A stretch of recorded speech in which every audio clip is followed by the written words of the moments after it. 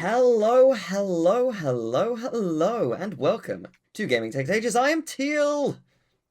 And this is a glue stick. Wow. Oh, this glue stick's gone bad. Great. Yay. And I am Emil. Yes, you are. And we are joined by our friend Andrew. Hello. Hello, everyone. Andrew here from the Game Display. Looking forward to joining you both today. Thank you so much for having me for this episode. And Emil, it doesn't take much for a glue stick to dry out. Like 5 minutes after that thing's open, it's garbage. So don't feel too bad. It's not that it's dry. It's still sticky. It just looks very bad. Well, good. I don't know what's wrong with it. Has it melted or something? In this weather, I doubt it very much, but who knows? But Andrew, how are you doing? What have you been playing recently? But for me, I've been playing, interestingly, some retro Crash Bandicoot, particularly the Game Boy Advance ones, which I had never Nice. 100%ed back in the day, and always looked at it as this monumental task. So it's been fun to go back and get those done. The first one, interestingly, is called The Huge Adventure in North America. I think for PAL it was called Extra Small. So it's funny how you couldn't have Yeah. more opposite end of the spectrum names. Yeah. I mean, technically, it's not even that. It's just XS. XS. So, Well, we but can only yes. assume what that stands Yeah. for. Extremely smelly or something. Yeah, I mean, we don't know. Yeah, when I go to buy clothes and I'm looking on the rack and I'm like, that one's extremely smelly. I'm not buying that. But yeah, you know me, of course, the retro stuff, and yeah, Crash Bandicoot, you can't go wrong with that. Waiting for Crash Bandicoot 5. No, I love the fourth one, so. But yeah, that's what I've been playing. We could talk about that. There's a potential that something Crash Bandicoot is gonna get released or announced. I never even expected there'd be a fourth one, and I loved it. So honestly, I'm just happy with that and not gonna beg for more. Well, it was good. Basically, like Beanox, who made they worked on part of Crash 4, but they also did Crash Team Racing Nitro Fueled. They released a anniversary banner, because I can't remember how old their company is, but basically an anniversary banner, and it had a various art of all their games. But the art for Crash Team Racing was new. All the others, to my knowledge, were not. So there's a chance they're working on something Crash Team Racing related, which, please, I will be very happy if so. But who knows? It'd be good to see him again, unlike other mascot characters I like Mega Man, who just seems to be stuck in re-release Doom right now. It's nice to see Crash get at least a little bit of love in recent years, for sure. When was the last Mega Man? Was it 11? 11. Mega Man 11 was 2018 or 19 now, and then yeah, that was it. Might be. They made it as a middle finger to Inafune for making Mighty Number 9, and then they were satisfied, and they never made a Mega Man game again. Emil, what have you been playing? I'm still on my Driller Man, Mr. Driller 2 kick. I still haven't beaten the second level. It's really hard. I've just about got halfway through it. America is the second level, by the way. Cool. So yeah, America's a real problem for me right now. Can't drill all the way down there. But fun still, given that you're still playing it. Well, it's the kind of fun that I often fall into, where I'm playing it out of spite by the fact that I can't beat it. Right. So I guess that's fun. It's a kind of fun. I respond well to negative feedback, so that's. So you say you're playing the second Mr. Driller. I have to admit, it's not a series I'm too familiar with. I know there was the Game Boy Advance one. Is that the first or second one? Well, I believe it's the second one. I had never heard of it. It's on the Switch Game Boy Advance thing. That's where I found it, and I was looking here into it. And I had no idea there was a Game Boy Color one, a PlayStation one, maybe. Wow, I've played the bigger PlayStation series one than I had thought. Interesting. Yeah, it's got quite a few games. As I played the first one on PS1 a little bit, and I really liked it. I'm not good at it, but I liked it. So, yeah, I can see why you get addicted. As for me, I've been playing more Once Upon a Katamari, and it real good. Genuinely a fantastic Katamari game. Possibly my favorite. I don't know. I haven't had enough time to think about it, but I really like it. They've done a fantastic job of it, so I'm happy. I like Katamari. It's more Katamari. Hurrah! So So we have been spinning, drilling, and rolling. yeah, There you go. that's pretty awesome. Well, we like to open our show with an offering to the ancients. Now, who are those ancients? What do they want? We have no idea, but we're gonna try and please them. So, I'm happy to go first. If Go ahead. Okay, so I have taken another, been inspired by a show, a thing from Richard Osman's House of Games. No, I have not taken anything from them, not at all. So this is called I'm Terrible at Dating. Sorry, it's when did that thing release? Oh no.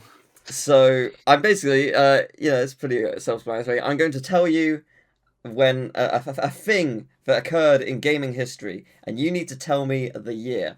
Now, Oh no. both of you are taking part in this. DM me your answer. Closest gets a point. Okay. Ooh. Okay. Let's start Just before we start, I am horrendously bad with dates, especially in my own life and in general. All dates, I don't know when a thing happened. If I get it wrong, then let it be known I've always been bad at dates. But if I get it right, then I'm the date master. That's how we're going with this. Our first thing, Getting Over It with Bennett Foddy released. What year was that? I know. Also, make sure to DM me and not in the group chat, because that's an easy thing to accidentally do.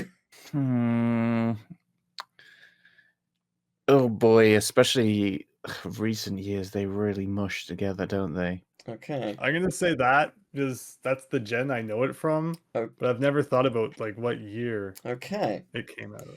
That's probably two radically different answers. Oh, okay. Emil, you said 2020. Yes. Andrew, you said 2003. Oh, isn't that like a PS2 and Xbox game? I'm curious about what game you're thinking of because this was 2017.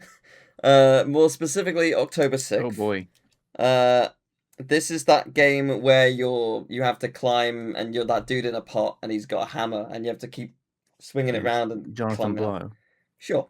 Okay. Well, yeah. now I'm not sure what game you were thinking of, Andrew, but it wasn't. It was a little bit later than that. So, next up, Pong released. When did Pong release? Home. Oh, yes. Specifically, I'll say in North America because it released, I believe, the year after in different places. But Pong. Okay, I think I'm gonna get this one. I went to a like indie event thing, and the guy was there like showing it off. So I would assume that was close around to when it released, and I think this was the year. Okay, I'm going to make Andrew. I'm going to say Pong. P-O-N-G. Do you? Oh, Pong. Okay. Yes, because I don't know. It's like I know that you will get something vaguely closer if you know what I've actually said. There is an ocean between us. Clearly the cables are. That is fine. In shambles today. Okay, Andrew, you have said 1976. Oh, Emil, you have said 1975. Oh. It is 1972. Yes! Yes, November 29th in North America.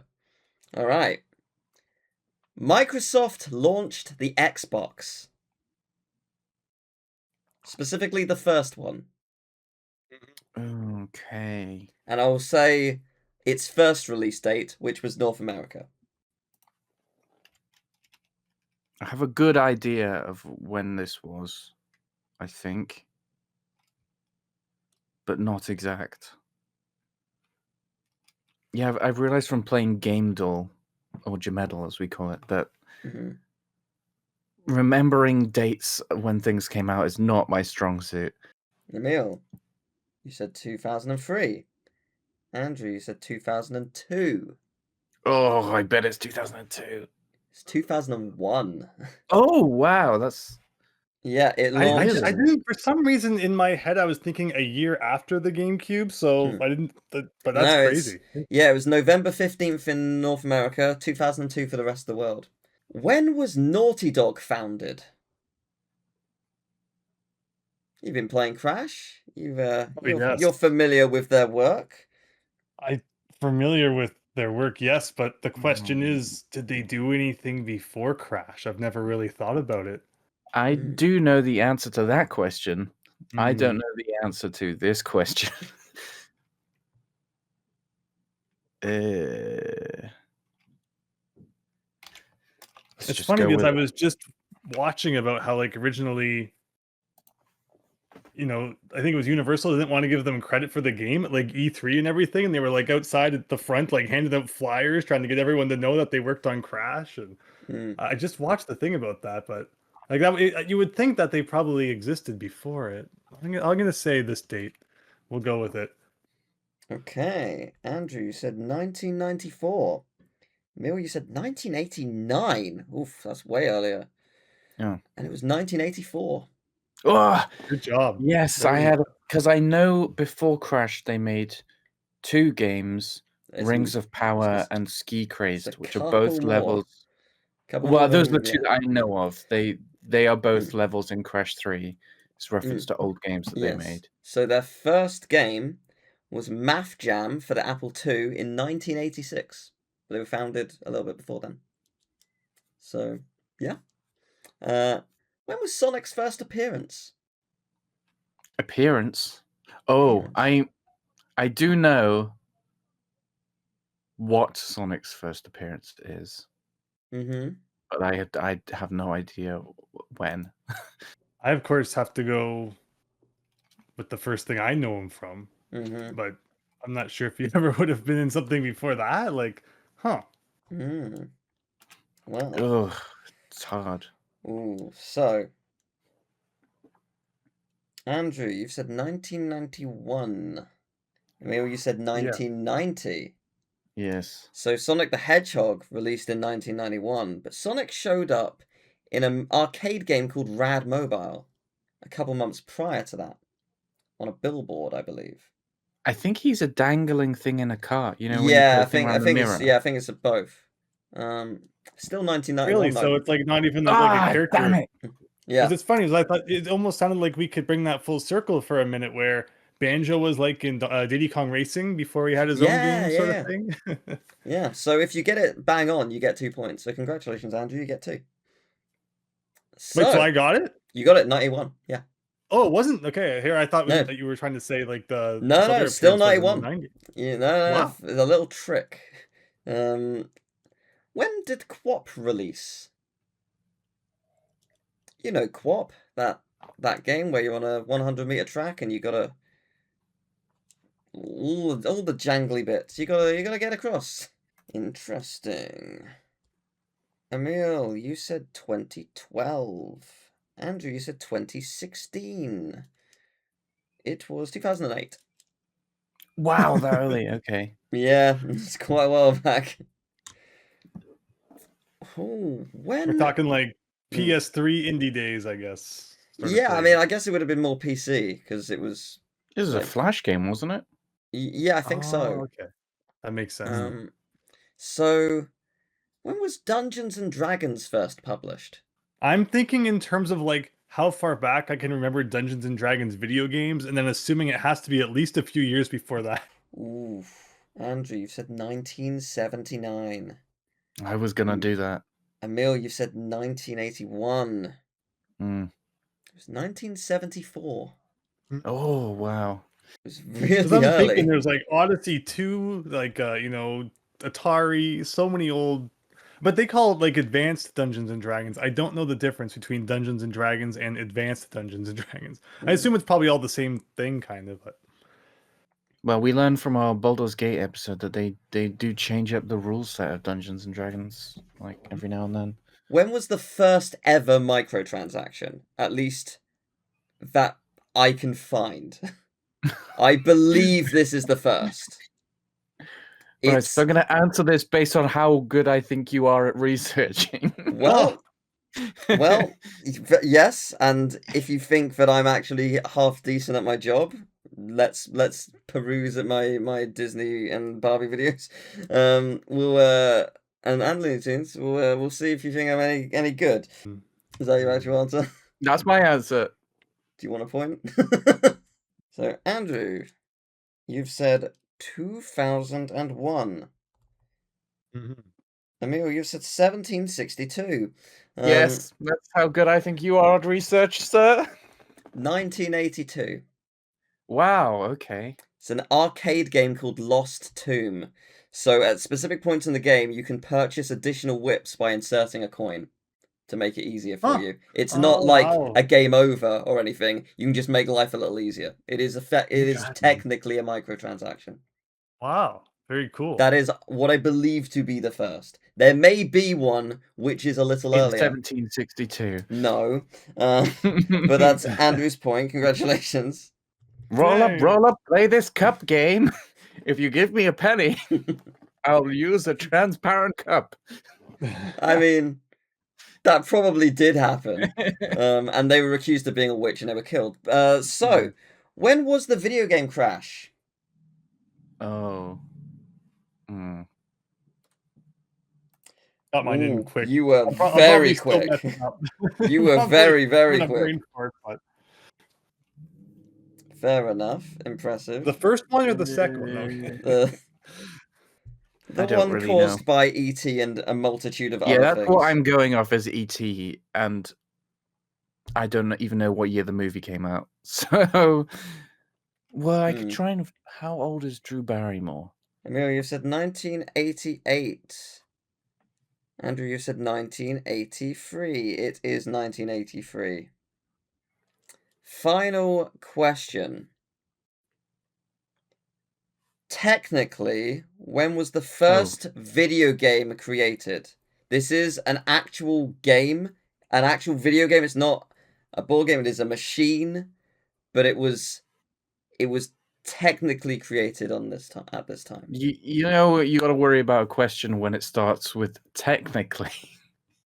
So you're looking for a name this time and not the year, or no? It's still the year. When was the first ever video game? Ooh, Andrew, you've said 1969. Well, you've said 1966. This is going to be very close. It is actually 1939. You're kidding. No.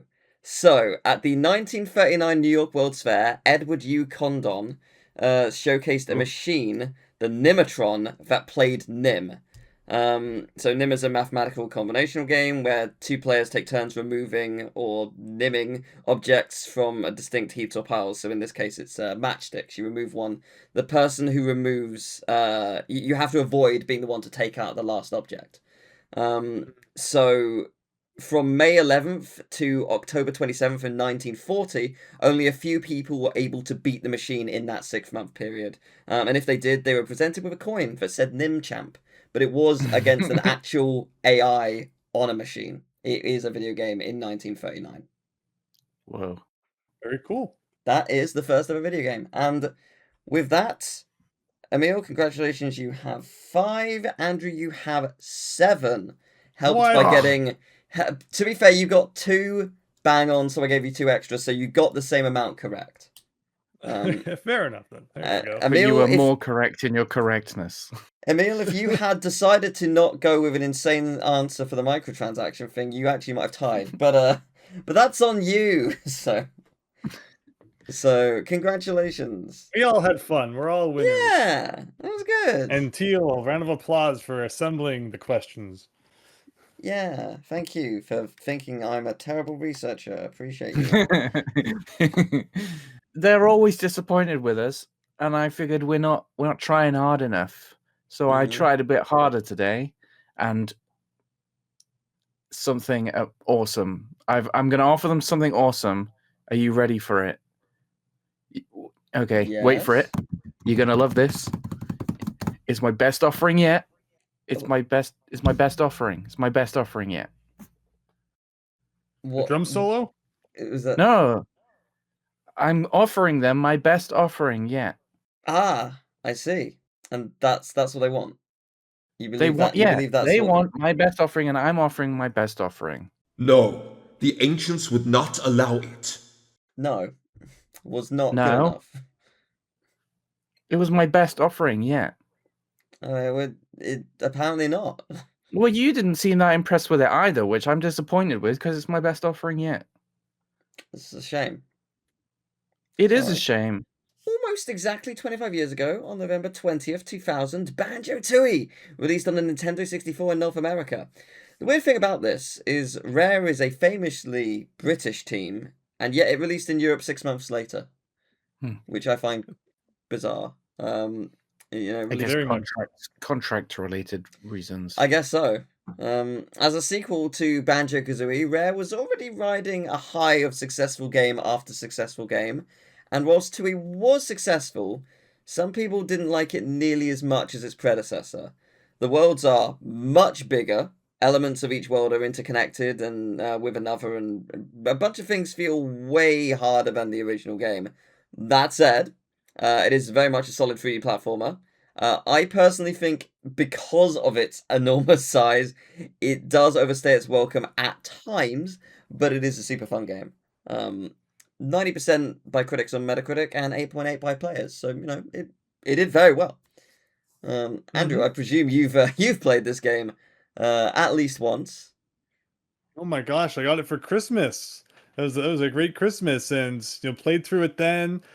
Just a year or so ago, I played through it in HD on the Xbox 360. It was cool to finally play that version. And of course, now it's on Switch Online, where you can also turn on like a Yes. widescreen mode, which is pretty cool. But yeah, I love the first one, and as you've addressed, the second one. Rare themselves said they wanted to make something a lot more grand. Like the focus was on this big adventure, and it's big. It certainly gets that across. There's a lot of times when unfortunately you're kind of just walking from point A to point B, but there's a lot to love in there as well, for sure.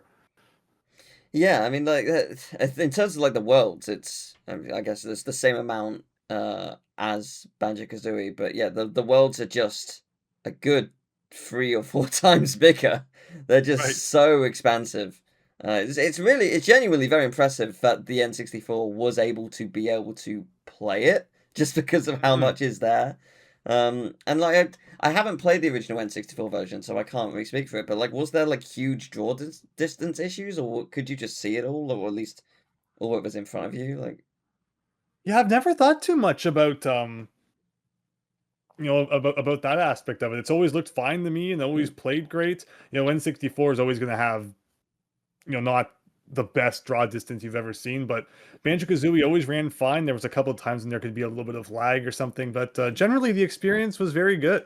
mm, No complaints in terms of how it ran on the 64 at all. yeah. Because was it one of the games that used the expansion pack, or was that later?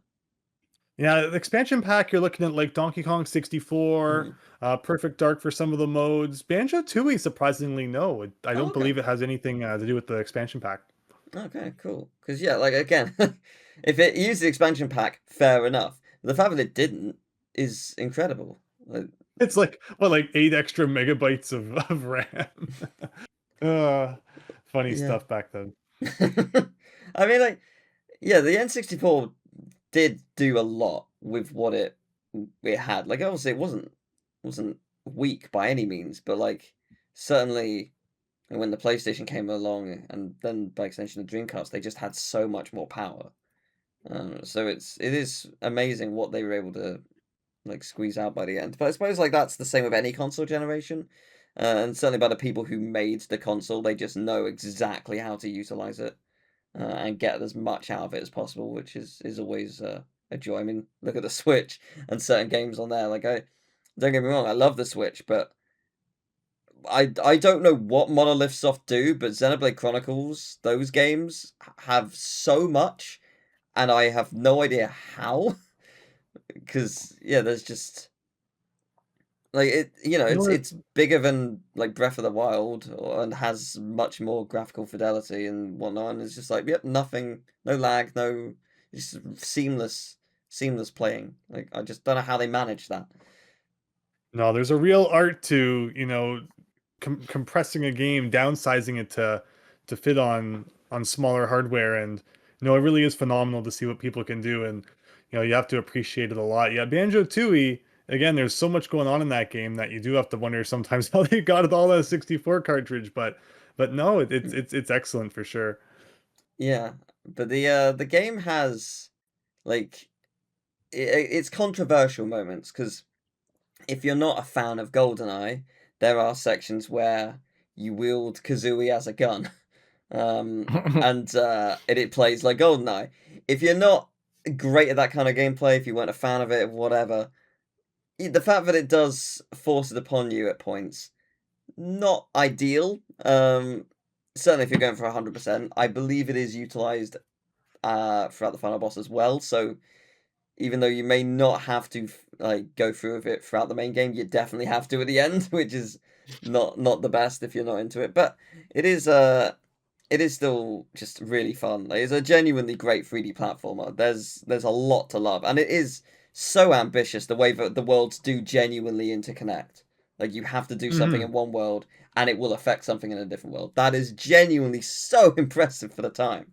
So massive respect to everything I suppose Rare was able to do. 3D platformers as a genre do have that issue a lot of the time where I guess you would call it feature creep, where a lot of mechanics that are not just platforming find their way into 3D platformers, and those are usually what the things about those games that people dislike, which is interesting. Why did they keep doing it? Yeah, of course, the one that comes to mind is Crash 3, Mm, where suddenly you have Mhm. all these other gameplay styles thrown at you that's, you're not really expecting, and Banjo-Tooie has that as well. It seems like the philosophy at the time was just, how do we innovate for our sequel? Oh, let's just throw completely unrelated gameplay mechanics in there and hope that, pray it meshes well with everything. And sometimes they did, and sometimes they didn't. Of course, Rareware, just coming off of working on GoldenEye and then going to Banjo-Tooie,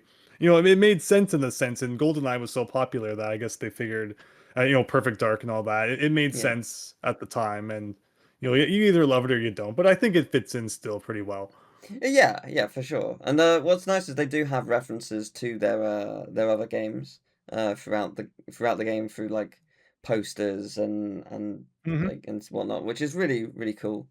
But IGN gave the game a 94 and said, I even woke up one night with the revelation. Oh, I know what I have to do here. It's one of those pieces of software that gets under your skin in an addictive way. You have to collect those jiggies. You have to find all the secrets. Which honestly, that's a solid statement. Like that is very much like the mentality of the game. Daily Radar gave it an 88. The levels in Banjo-Tooie border on being too large. It's rather easy to get lost in many areas. The level design, though, is superb, and the visuals are top-notch for the N64. And then the game, sorry, not the game fan, just game fan, gave it the lowest review I could see, 75. The whole idea of platformer as scavenger hunt, though, has aged as well as a tuna sandwich left out on a hot California day. Sadly, this bear is starting to smell just as bad. I. It's interesting though that the first part of that statement, it is very much a platformer game, which is a scavenger hunt because you have to find the connections to the worlds, and it's not always clear that you're missing something that's in a different world. I don't think the game outright tells you. I could be wrong in saying that. Um, but I guess that's maybe something they could do, like as a what, like you get here and be like, oh, if you've been looking or trying for a little while, they could say, what you're after is not in this world. Come back later, kind of thing. That would be like fine. Something you would certainly see in a newer game. Um, in an older game, you just you'd be looking for ages, and it's like, oh, it's not here. Okay, Mm. I don't know, because you don't know if it's not there, or maybe I'm just missing something. Like you For as a sure. player It, don't know it's what it is. interesting to hear comments like that about platformers and collectathons, considering that wasn't even like 5 years after Mario 64 came out. So they Mm, were already getting real sick of them. But of course, Banjo-Tooie is like, the 3D collectathon platformer bumped up to level 1,000, and it is exactly as you say. A flaw with Banjo-Tooie for sure is that you never really know if you've done everything in the level that you can at that time, and it makes you reluctant to kind of leave it, and also kind of discourages you from really diving in too deep because you're always wondering, well, maybe I just don't have that thing yet, which allows me to get that jiggy or complete that challenge. And unfortunately, the game doesn't convey it at all. You kind of just have to know that there's like in the final level, there's going to be something that you do that like changes something in a way earlier level, and then you have to go back to it. So that was unfortunately, a little bit of a tough part there. But I think you can enjoy Banjo-Tooie the most if you're not completely concerned with like getting every little thing, which is really Mm, hard to do because again, it's a collectathon. And it's kind of yeah. like the point of it was the point of the first one, certainly, where there's only like one point where you can't get something on your first visit. So you're gonna go into Banjo-Tooie with that mentality as well. And it is kind of unfortunate that you can't just focus on the collectibles. But if you're just going through the game and just, collecting things and just playing it as it is and not worrying about 100%, you're probably going to enjoy Banjo-Tooie a lot more, actually. Yeah, what's interesting though is like because obviously the first game was about like well there were jiggies, but the notes was a huge part of the Yeah. collection process because there's 100 in each level and they're scattered around. Where in this game there are still 100 notes, but they're in batches of 5, so they're much easier to find. They're not the So, primary collectible or like the most like the most amount that you're looking for within a level. so I'm Or happy you brought that up because that's like a key thing I think about when I think about Banjo-Tooie, and that's the nests that they for somehow created that they put items into so that you pick them up in batches instead of individually like the yes. first game, where if you play Banjo-Kazooie 1, everywhere, of course the notes, but you're seeing eggs everywhere, feathers everywhere. The worlds feel like there's so much more to collect because they're putting these individual objects all over the place. Banjo-Tooie increases the size of all the levels by like 5 times and yet reduces the number of items around by putting them into these nests. So now you have these way bigger levels that feel way emptier. Mm. It always puzzled me, that decision. So I'm glad Yeah. you brought that up. And yeah, I'll never understand why they thought putting the notes into these nests of 5 made any sense when there was certainly big enough levels to hide them around individually. Mm. And it's interesting Yeah, I 'cause, wonder if like, they had to do that for rendering reasons. Yeah, I was wondering that probably. too. Yeah. But I I don't know. mean, I'd rather in of them have just made more reasonable sized levels and then hidden things Mm. appropriately. I mean, Because in a then the only new thing that the big levels do then is just make you walk around when there's not really that much to collect.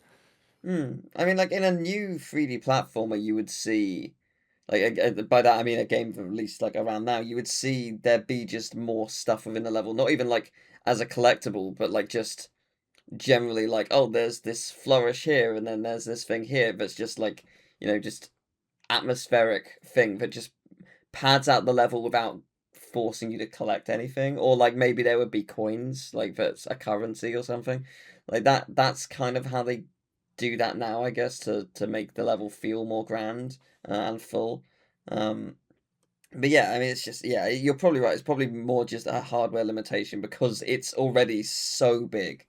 And I guess like it'd be interesting to know if at one point they were individual notes, and like there was just a point where the scope got so big they were like, ah, we need to change something desperately. Well, Like, the weird thing is that in Banjo-Kazooie 1, the items and the notes and such, like they are just a 2D object mm, that does that effect where like wherever you're looking at it from, it like, Mm. it kind of looks the same, but it almost looks 3D, but it's really just kind of like an animated GIF essentially. yeah, Where in Banjo-Tooie, they actually make the items 3D, like the mm, note inside the basket.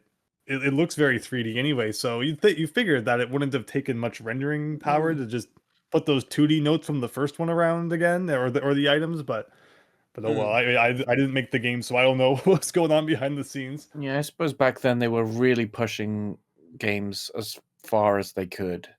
So even something like that is probably was like, we even though it's small, we can't do it. What's interesting with the games, because obviously, like Banjo-Kazooie, you'd see Mumbo, and they would transform you into something different. That's still the case, but it's not Mumbo who does that. It's oh God, what's it? Was it Humber Wumba? Is that her name? Yes, Yes. yes. And yeah, she'll you like she'll let you transform into something different. And Mumbo is also there, but he will. You actually play as him, and he will interact with the level in some capacity.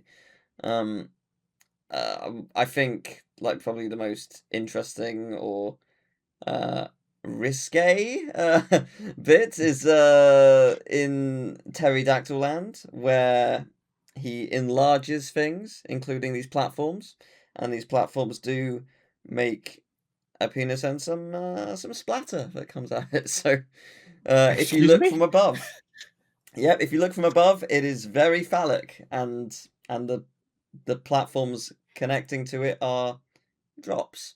And Hmm. yep, it got caught. It didn't get caught by ratings board, but you can only tell if you enlarge it, and it's from like the you go to the top of the level, you can look down, you can see it. It's just like interesting. So well done, Rare. They tried to do a lot, and they got away with a lot. It'd be interesting to see how much they could get away with today, but I think I guess they're the a bunch of the people who worked on banjo are the people who work on ukulele, and they do a lot of stuff, but it's not as naughty, I guess. Certainly, Yeah, yeah.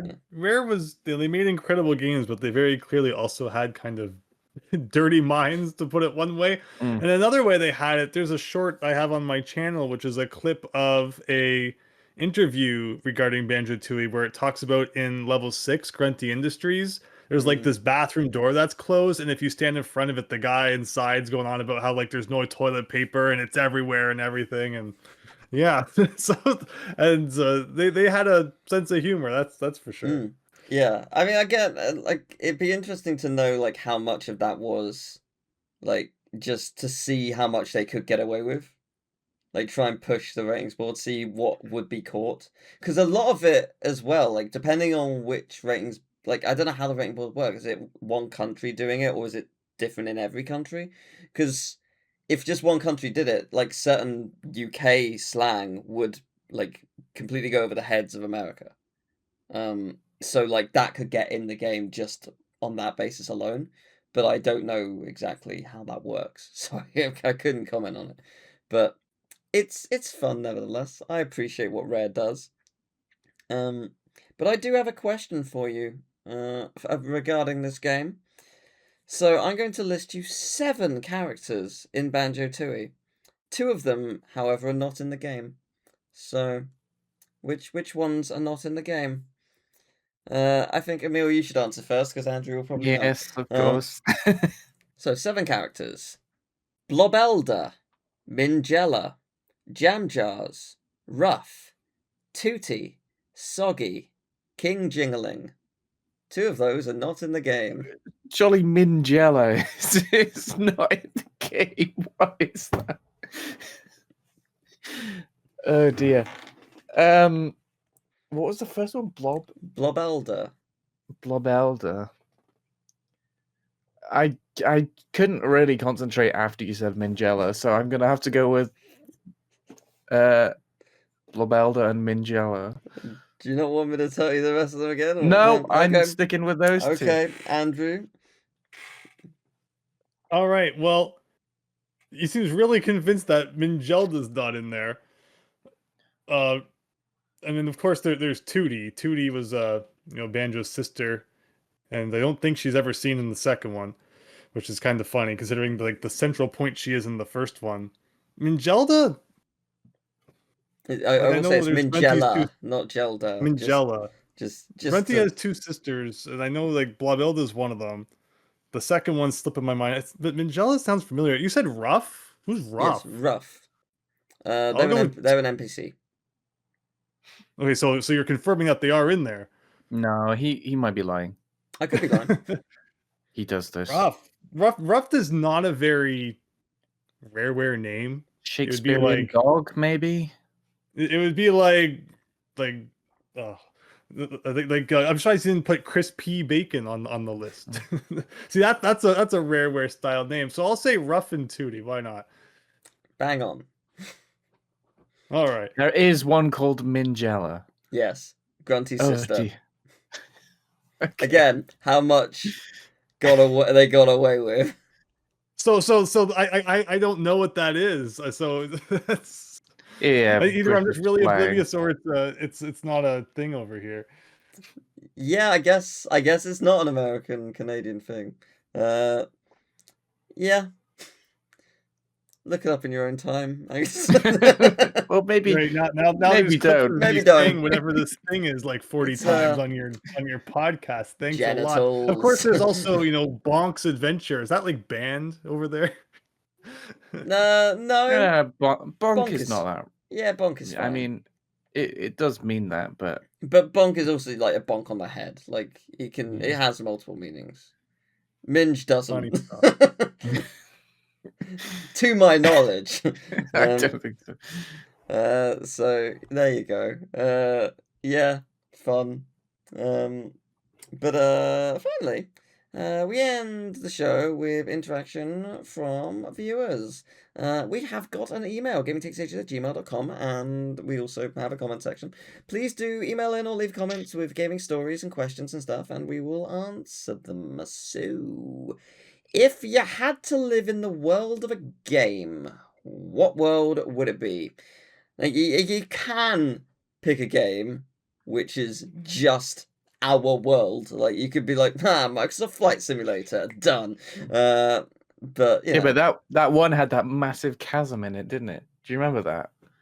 I don't know if it was the latest one. I've not been following. One of them had the world generation at one point just like made an enormous chasm. Oh, I don't remember and you this could at fly all. down it. That's awesome. So it's a kind of a cooler version of the world we Okay. live in. Yeah, okay. I mean, depends on what's in there and if anything's coming out of it. But Yeah. cool is debatable. But yes, I agree. But yeah, if maybe we'll try and come up with something else. So who wants to go first? Either or, I'm happy to go.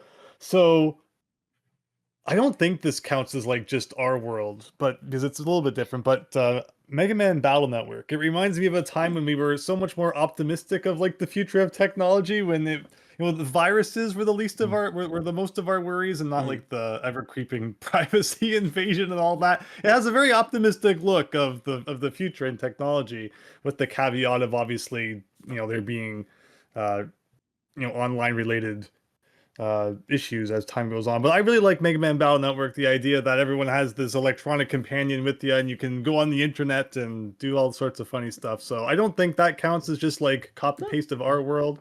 So I'm going to say Mega Man Battle Network, although I do realize just how like grounded in reality a lot of my favorite series are. Professor Layton, Star Tropics, it's all just some modified version of our existing world with like a couple extra features from it. But I think Battle Network is enough of a deviation. Hopefully it should pass. Yeah, that's fair. I like that.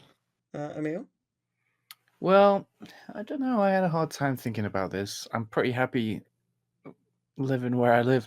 But I do go for a world that I basically did live in for a short period of time, which was my favorite Final Fantasy game is not one that people would jump to as a favorite usually. It's Final Fantasy 12. And I loved the world of Final Fantasy 12. You can like fast travel. There's several ways to fast travel in that game, but I would like hike. I would go, I'd be like, oh, I need to get to this area. I'm hiking across the whole world. I'm planning out my route and I'm going to walk all the way there and I'll level up on the way so I don't have to grind or anything. I loved it. I mean, there's some socio-political things going on in that world that are not ideal. But you know what? I didn't want to think about that. I couldn't be bothered. Every game has some kind of issue. Well, not every game. There are. You know what? I changed my mind. I want to live in Stardew Valley. Yeah, that's fair enough. So that you did do my punchline as well. But that wasn't intended. I was rambling. No, I just fair enough. my way there. No, I was gonna say like you could just pick a cute cozy game and live in lovely peaceful times. But But no, I'm actually gonna go with the United Kingdom of Uchronia from Metaphor Fantasio, or ReFantasio. It's not so different from our world. It's got slavery, it's got discrimination, it has rulers who abuse their power. However, it's also a beautiful world to explore. Sure, it's dangerous as hell, but I like to imagine that if I'm living there, I'm one of the blessed who has powers and I'm maybe with the other protagonists, so whilst I could die, I'd hopefully have fun and I'd see amazing things, meet amazing people, and because the world is gorgeous. Like it's so fun to just explore and just look at things. But I mean, realistically, I'd probably just be like working in a shop or something. But I hope at the very least it's like a fun curiosity shop, like something that, like I know everyone around the village, and they'd be like, oh, how's the kids? Oh, I'm so glad. Oh, it's their birthday. That's so sweet. I hope they had a wonderful day. You know what? I've got this little duck toy. Have that. Like give that to them. Have a lovely weekend.